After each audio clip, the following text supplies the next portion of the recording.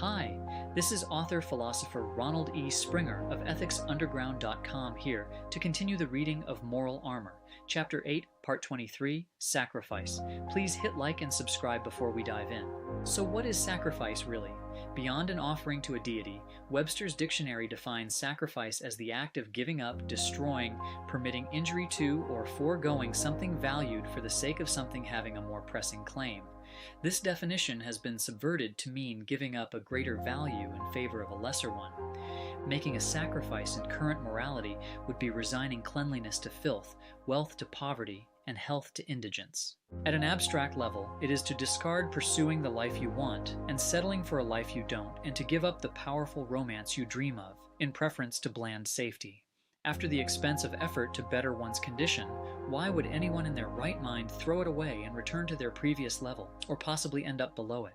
There is no flow, no continuation of gathering nourishment, processing and expelling in the concept of sacrifice. Once a sacrifice is made, the object consumed must be completely regenerated, but notice how sacrifice gives no pattern for creation and production, only for expropriation and consumption. It is a death pattern. If a process cannot sustain one man alone, but instead uses him up, considering his life not as the goal, but as expendable fuel for another purpose, then it is wrong by design. It is evil. Its continuation is found only in new victims. Life is a precious, irreplaceable value, the pinnacle focus for all personal and governmental protection, and it begins with the individual. When the sacrifice is life, no regeneration is possible.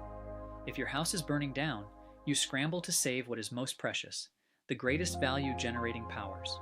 We save the living first. On down the hierarchy, irreplaceable productive efforts, accumulated wealth and fond memories, the non-essentials can be replaced. Spirit murderers reverse this, beginning within themselves to let the most valuable elements die first. Under sacrifice, whose lives take precedence, and why would women wish to shed this opportunistic privilege? In the matter of deciding the hierarchy of sacrifice, the most able, those with the greatest stockpile to loot, are always killed off first. In matter, the fear-driven seek to destroy the most productive, in spirit, the most coherent. Spirit murderers consume value from the most obvious to the least.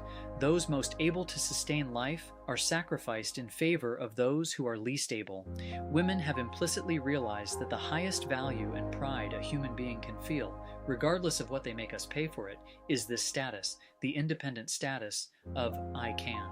It doesn't make much sense to kill the breadwinner and leave the rest safely ashore, only to die a few days later. By sacrificing the productive, the race is that much less likely to survive. It reminds me of a story I once heard of an Indian custom. When the elderly felt they were becoming a liability on the tribe, they would go off into the woods, sit under a tree with their arms tied above them, and go to sleep, never to come back. They let go of life to keep their people focused on maintaining the strongest elements of the tribe. This has profoundly moral implications. For one, that their need of assistance was not to be a primary consideration of others.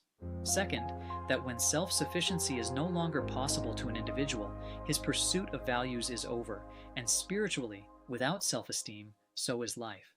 In this predicament, they chose to exit gracefully. If I were in an emergency situation in old age, I'd prefer the young to have a chance to reach my age as well, not see them give their lives to save mine, and still, it would not be a sacrifice. The view and use of the term sacrifice has become so shop-worn, its actual meaning and moral impact has been obliterated. If you accept temporary hardships in order to secure a long-term gain, these are investments, necessary elements of a goal's attainment, not sacrifices. If you stay home and study rather than go out and party, it is not a sacrifice if you value a degree more than a hangover. The concept of sacrifice applies only when the result is contrary to your own desire and leaves you with less. Sacrifice chops away parts of your life until there is nothing left. It is another impossible moral concept, though the concept itself is quite real. Taxes are often a sacrifice. Past essential services such as police and fire protection, the drains down which we see our money being poured, are much less of value to us than what we could have done with our capital. The sacrifice of self is possible through the negation of mind, and is the personal guilt of all spirit murderers. Sacrifice is the destruction of values, death by slow or fast torture, nothing else. It is not a moral concept, but one of the most corruptly milked anti-life concepts of the spirit murderers. It is not about what is moral, it is about the destruction of those who are. If you agree to spill your blood for a cause, what will follow is not divine serenity, but requests for more. The anti-virtue of self-sacrifice was born of the fear-driven's core default, how they came to be. The moral discovery leading us all out of the woods is that the demand for sacrifice is the cannibal's answer to replacing their surrendered self with the self of others. Sound morality is not defined by borderline cases, infinitesimal percentages, or poetic delusions, and neither is sound law. Sacrifice in civil times is clearly well outside its contextual borders. In ethics, it is an instrument of those who simply intend to leave you with less.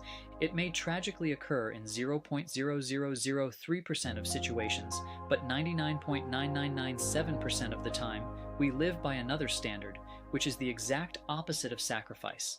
Only consistent, repeatable results are suitable to form proper concepts, to build and regulate civilizations, and to back scientific advancements, allowing mankind to progress. What defines true morality, just as in nature, just as in breathing, is the peaceful accumulation of physical and spiritual nutrients for the preservation and advancement of life, primarily our own, just what most of us do every day. That's all for now. Next up is infirmity worship, the destruction of heroism. I split these videos up by subject so you'd have a better chance of finding moral armor, and then perhaps go through the whole thing for free. Why? To help create a leader in every life. Sound civilization stair-steps up from sound coherence to sound individual to productive groups of mature individuals. Self-hatred drives fear-driven people in our world to wipe out the individual. So we all need moral armor to protect ourselves and the future of mankind. Click subscribe and leave a thumbs up if you'd like to help wipe out moral confusion fast and make the world a better place.